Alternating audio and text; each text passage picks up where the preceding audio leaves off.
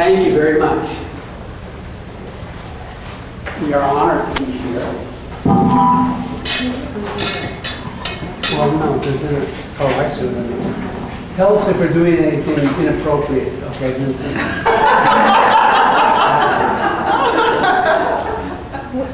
Plays well with people.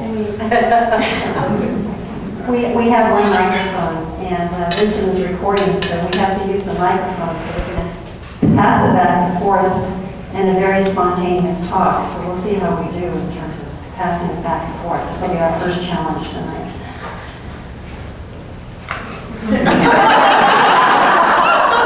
Your turn.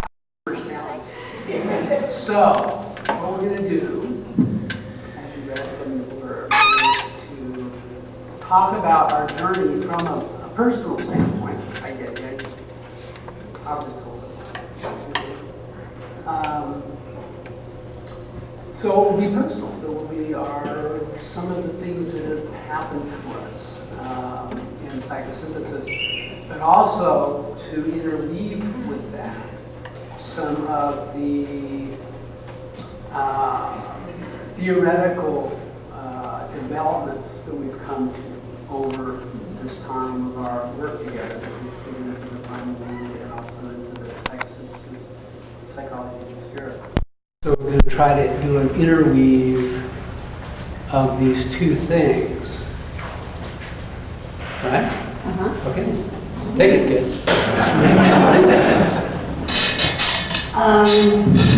We want to tell you about, we've just returned from Italy about 2 weeks ago, and We were talking to the big guy. at the end of our trip there, we had a very special day in Casalona, the town in which Roberto Assagioli died, and in which he had a summer home and he spent his summers. So we wanted to tell you about that because it was a very, very special day. But that story, Okay. but that story actually begins 8 years ago, and is the story of our journey to Italy. So we want to tell you that first, and then tell you about the day, and then continue. So about 8, I don't know what I'm doing to create that. Is that a problem? Is that a problem, Vincent? Okay. About 8 years ago, okay. About 8 years ago, in the summer, I was sitting in church one day, and I'm a Catholic, so I was there for a Mass, and it was on a weekday, so the church was pretty sparse. And as I sat there, as the Mass went on, I got this voice in my head that started talking to me, and it said, "Take your grandmother home." And it kept repeating itself, "Take your grandmother home." And at first I tried to brush it aside and continue paying attention to what was happening there in the church, but it became louder and more insistent. And I had no idea what it meant. I didn't know where it was coming from. But as I sat there and as the Mass continued, and I kept listening to this message, tears started rolling down my face. And I had no idea why that was happening. Just to tell you that my grandmother was an Italian immigrant. She came from Italy as a young woman, a married woman. And she came with her young son to join her husband, my grandfather, here in California. And my mother was born after she arrived here. And when she came, she never returned to Italy. She never again spoke to or saw her mother or her sisters. She had occasional correspondence with one sister, but she never saw her family again. And I was very close to my grandmother. She died when I was 10, and she partially raised me up to that point. And I feel like she was, I mean, for many years I would say she was the person I felt truly loved me, so I was very close to her. And I think she had a lot of pain about, I mean, sort of an understatement, I think. She had a lot of pain about never seeing her family again. And it was never spoken about, you know, and that's true, I think, of a lot of immigrants who've come here, that there's like a real cutoff, or at least there was, for her and among other Italian immigrants that I knew as a child. So they didn't speak much about where they came from and what that life was like or anything. So I'm sitting in church and I get this message, "Take your grandmother home." And she died in California. She's buried in a small town in California. And I came home and I told John about what was happening. I said, I don't know what this means. Am I supposed to dig up her body and take it back to Italy? Or, what does this mean? And he said, well, let's pray on it. Let's think about it. Let's try to discern what it means. So I did that for 4 or 5 days and realized that I had to go to Italy right then and there. And I had no idea why I had to go, but I had to go. And I'd been to Italy before, but I'd never been to that particular area where she had come from. So John was very supportive of this because I had no idea where I was going, why I had to go right away. The trip was going to cost lots of money because I had to go right away. And John even suggested at one point that... Imagery, you just... You don't need 21 days advance for imagery. Do it in imagery. And then I suggested the Prozac. What could I do? So I fell back on being supportive. But just to say that as this was occurring with him, we took it very seriously as a communication from the divine, from spirit, from what we call self. So it was with that understanding, and there's a discernment process and talking to people and what does this mean and all of that. So just to say, theoretically, this is what we would say is an experience of self-realization. Right. I was very clear after a little bit of time that I was being called to do this. And I had no idea why I was being called and what was to come of it, but I knew that I had to follow that call. And John, in our writing and our teaching, we talk about authentic unified centers, and John was truly an authentic unified center, supporting me in what I felt like I needed to do without knowing why I needed to do it. So we went to Italy, and not armed, but taking with us copies of my grandparents' passports, which gave us a sense of maybe the area that we were to go to without knowing for sure. So we went to this area. It's up in the hills. It's west of Genoa, up in the hills above the Mediterranean. And I said, we just have to drive around. I don't know where we're going. We're just going to drive around. And so the second morning we were there, the second day we were there, we were driving up in the hills. And, the towns are tiny, tiny villages up in that area. And there was a sign that said cemetery and church in Italian, cimitero and chiesa, on this little road, and it was like a little lane through the woods. And we had already been to one cemetery because I just thought I was looking for my family in these cemeteries.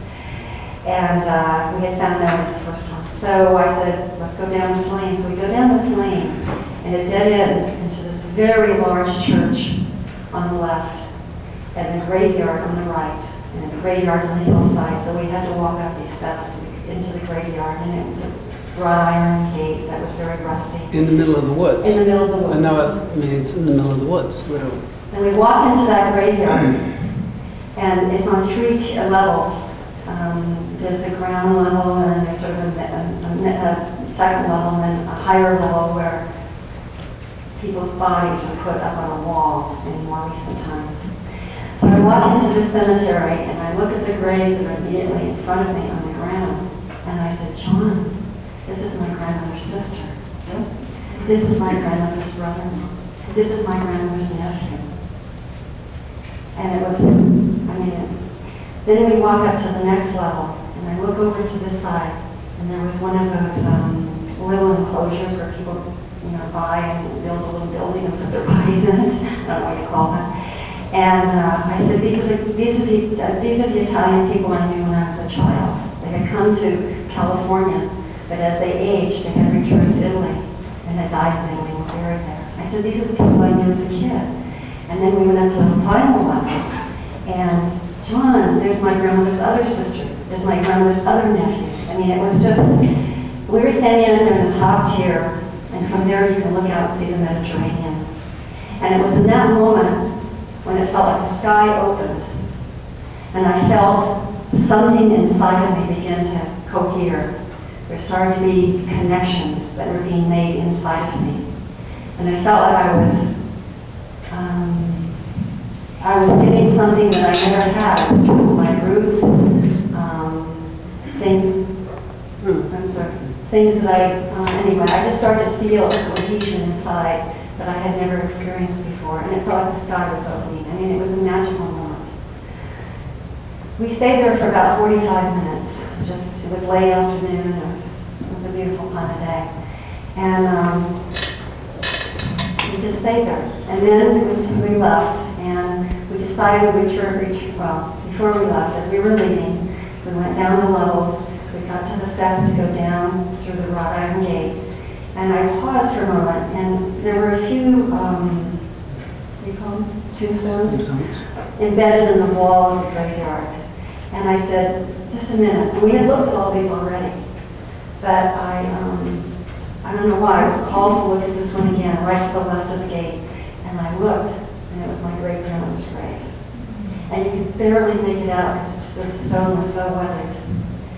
And it was like, I mean, I had brought with me something from my grandmother because I thought if I ever found anything, I was going to bury that there. And so that's what we did the next day, actually. But we came back the next day and we did a rubbing of the gravestone of my great-grandmother's grave. So that began a journey for me, a journey of return, of going to Italy. On that same trip 8 years ago, I looked in the phone book and I found 2 of my cousins. And we went to visit them on that trip. And since then now I've returned to see them 3 or 4 times. They speak no English. So it's been a challenge, but I'm learning more and more Italian. I grew up listening to it, I never learned to speak it. But one of the things that happened in terms of the call was that when I came home, I made a book of those photos to show my mother. My mother, who has never ever received a gift from me, she usually has taken a gift and put it on the hall closet shelf. When I gave her this, she said it was the best gift that she had ever received. And it has brought my cousin, whose father was that little boy that my grandmother brought to California. We've taken him back there so he got to see where his father was born, because we got to visit the ruins of my great-grandmother's house. My cousin showed him to us. So it began to make sense, not knowing why I was going, not knowing what the call was. It began to make sense. That began our journeys to Italy. 3 years ago, we returned. We decided to go. I decided I needed to go back, so we went for a month. Last year, we went for a month, and we just returned for a month. As we've done that, that has begun to connect us more with, well, John will tell that part of the story in a minute, with psychosynthesis in Italy and Firman Gila. But that brings me up to the present time, which was just 2 weeks ago, actually 3 weeks ago, Sunday. We were invited, because we were in Italy, we were invited to participate in a day in Capolona, which I mentioned was the town in which Roberto lived during the summer, and where he died in 1974. And the town decided to dedicate a street to him. And we were invited to come to this day of dedication. We had no idea quite. We didn't think it was a big deal. We didn't think it was a very big deal. And we said Andrea yes. didn't make it a big deal. He said, why don't you come to this? Why did you come to this? And so we went to it. And it was a very, very moving, touching day. We can't believe how touched we were by the day. So we wanted to briefly share with you that day, and as part of our Italian journey. This is all coming from take my grandmother home, Yeah. right? So things began to make sense in the journey as the journey progressed. All sorts of different facets of this emerged. Because it's not only connecting me personally, but it's connecting us more to Psychosynthesis of Italy, to Roberto, and in fact, just to say that this month in Italy, I'm learning Italian enough that while I was there, I translated 2 articles from Italian to English. So it's linking, making a lot of connections. So we went to this day. We arrived in this little town called Capolona.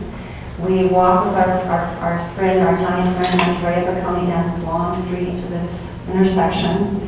And when we reach the intersection, there's the mayor with a sash across his suit, and there's the band playing, and the street blocked off. And I guess it's a city band. There were like 16-year-olds and 70-year-olds in this band, marching band. there was the police were there was someone holding the banner of the town of Capilano, and there was a street sign right on that corner. It was a corner. And on that corner, there's several buildings, which is a compound of buildings, which is called Lanusa. And Lanusa was a compound of buildings that were owned by Roberto Assagioli's wife's family. So when Roberto first started coming to Capilano, he would stay at this compound of buildings, but at some point he decided he wanted his own place. So he eventually built a house up on the hillside for himself. But the family still owns that compound of buildings. And when John studied with Roberto in 1973, John stayed at Lanusa in this group, in these buildings. So the street was on that corner. So the street sign was covered with the Italian flag. And the band played, and then the mayor made a speech, and then the band played again, and then the mayor pulled a string, and the flag fell off the street sign. And both of us can't tell you, I mean, I don't even know how to put it into words, what we felt when we saw the sign that said, Via Roberto Assagioli, psychiatrist and founder of Psychosynthesis, Venice, 1888, at Capilano, 1974. It was like something so solid and so tangible that was recognizing psychosynthesis. It was very touching. Yeah, my experience from being there in 1973, feeling totally anonymous, like whoever heard of psychosynthesis, you know, walking through this little Italian town, where am I? So a real feeling of anonymity, right, which I think is part of Assagioli's, I mean, if he developed this thing in 1910, he would have had some of those feelings for all of those years. So to sit there and then suddenly where I was standing in 73, becoming, you know, recognized by the municipality of Capilano was really quite remarkable. It's the only, what did I say? It's the only town in the whole world where even the police have heard of psychosynthesis.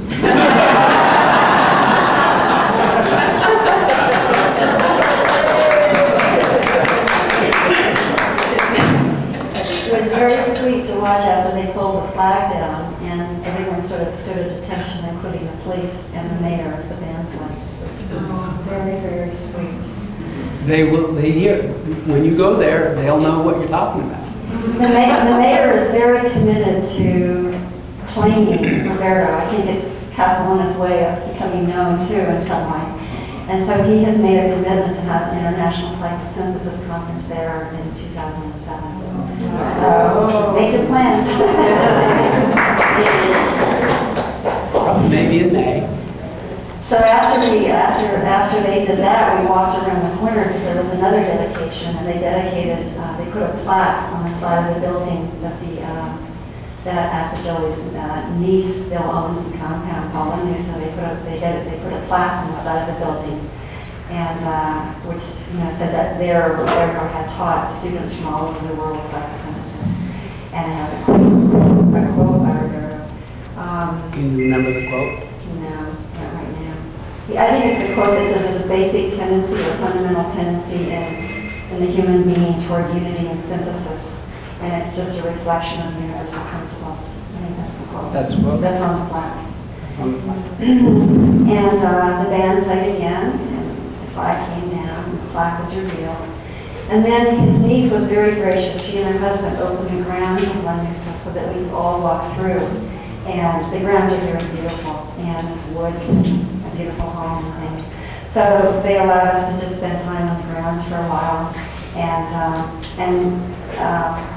His niece's husband even opened the house so that Joan could walk through and see where he had stayed, 30 years ago when he was studying in Roberto. So it was very, very special. That was only the beginning of the day. The day continued. They invited us to a 10-course meal. meal. We didn't know how to pace ourselves. We didn't know. So it was chorus after Another chorus one? after Another one? chorus after chorus after chorus after chorus. That's So- why they invented espresso, I think.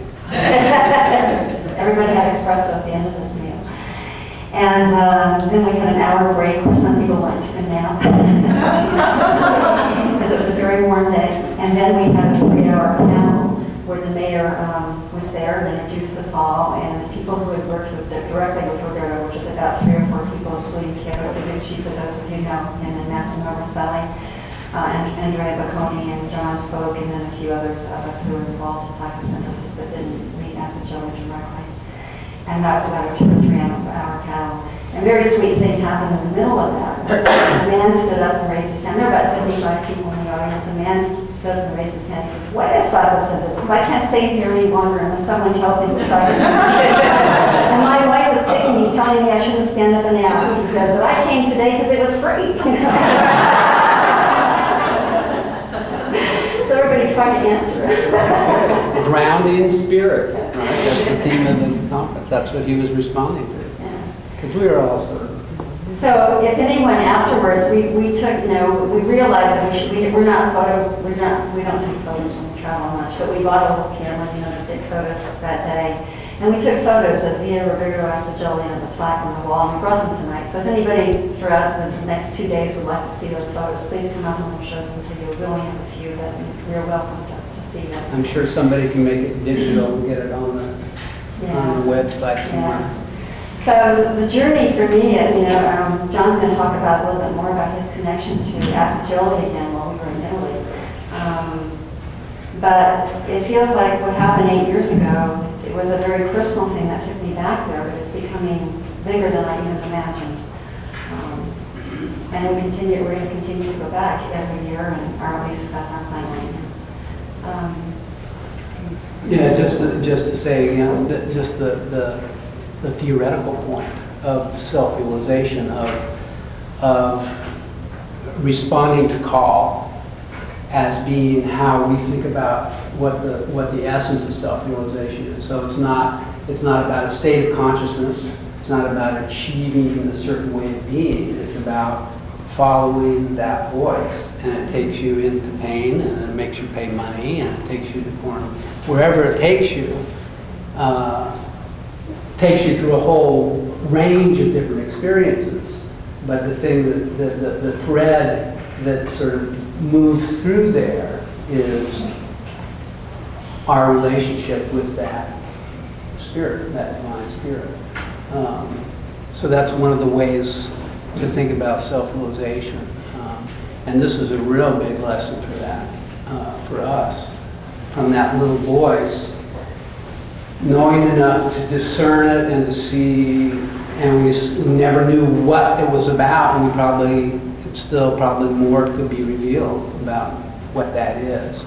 But that's sort of one instance of that sort of thing, where you're following a direction. So, let's see. Not back to do I jump back? Let me see. Where to go? I guess one thing about the reconnection, since we're right there. I've had a what shall I say, an adversarial relationship with Acigeli inwardly since 1980, 81, 82, 83, 84. I began to see things in the theory that had led me astray, and began to look at what those things were. So I sort of had these issues. I had Acigeli issues. And Acigelian issues. Acigelian That's issues. the plaque set for the posters to Acigeli. Okay. And part of this reconnection was, again, Ann's cousin and his wife came with us. And this man just weeps when he reconnects with his, where his father was born, the ruins of the house where his father was born. So there's some way that her family's being healed there. And one night, this was 3 years ago,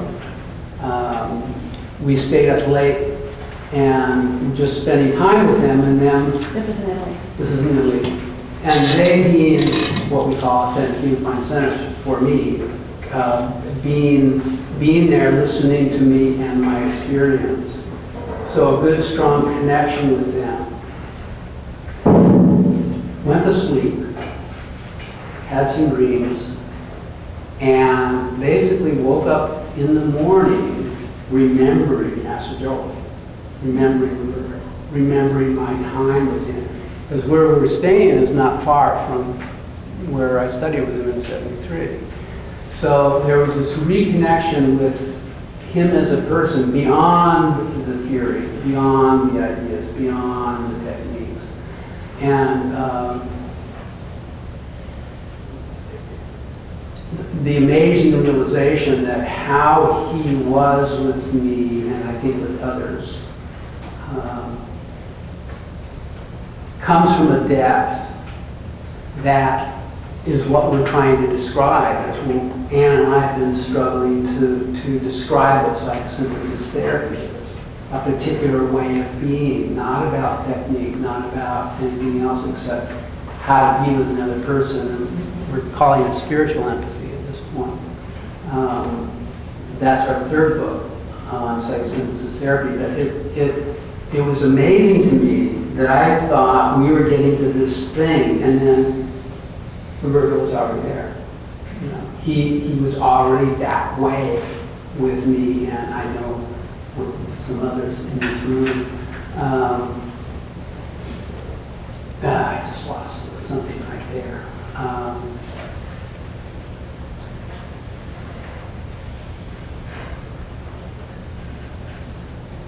I don't know.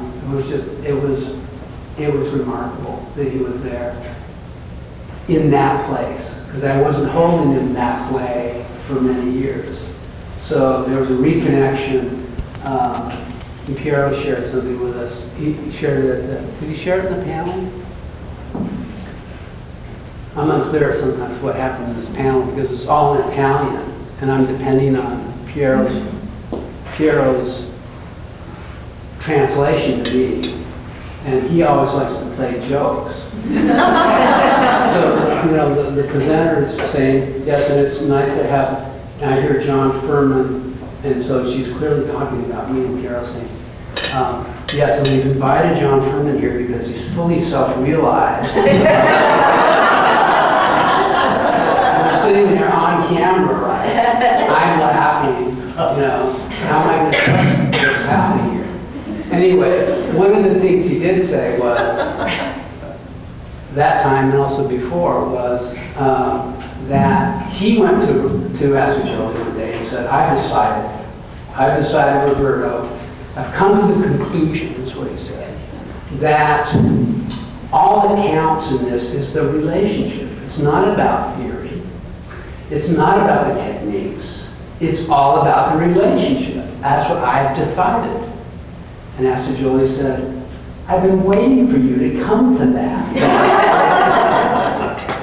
So Piero very much, and you can see that in the writing, and that is something that's revealed itself. I mean, go back over to that first book, buy that, if you don't have a copy of Asajoli's original Eating Ted, have plenty of copies for sale. But that is a goal of mine. And in there are many phrases where he says, stay with the existential experience of the client. Forget about theory, forget about everything, be with that person. Enter that person's world, basically, and then things will happen. Then things may proceed from that. So he held that much stronger than I ever thought. And again, that's part of this reconnection. I mean, if we hadn't followed that, so it's one of the fruits of that. So, how are we doing? We're weaving this enough? The theory and the story? Sometimes we have chats. Our students know this. We say, talk amongst yourselves. And then we talk. So go back. So I want to go back. Speaking of journey, speaking of the theory of the journey, which is meaning the descriptions of the journey. Don't stop me if you've heard this. Some people have heard this. But my journey in psychosynthesis started in 1967. And in 1967, I was sort of happy-go-lucky, hippie. You were happy-go-lucky? Well, in sort of an anguished sort of way.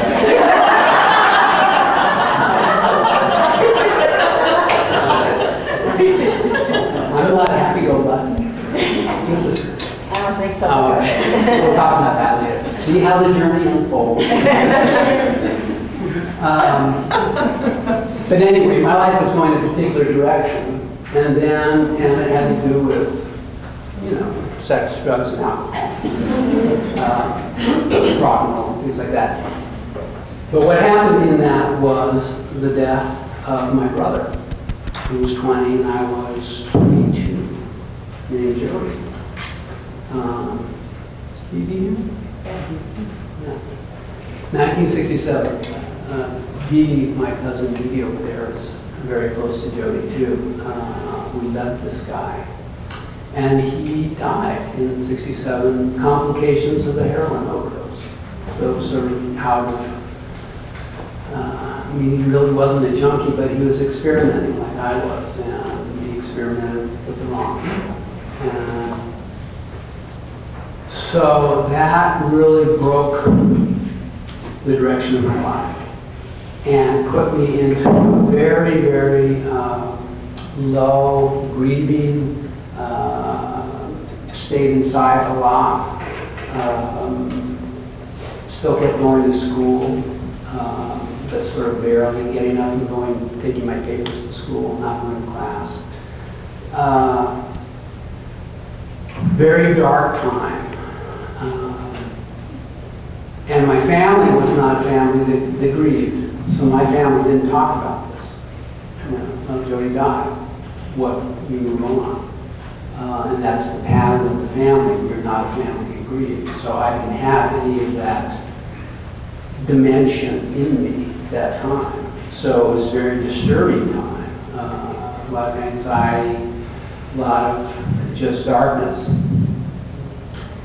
And then about a year later, in 68, I had an experience where, again, I was with some people that I love and had an experience of, since I learned to call it a peak,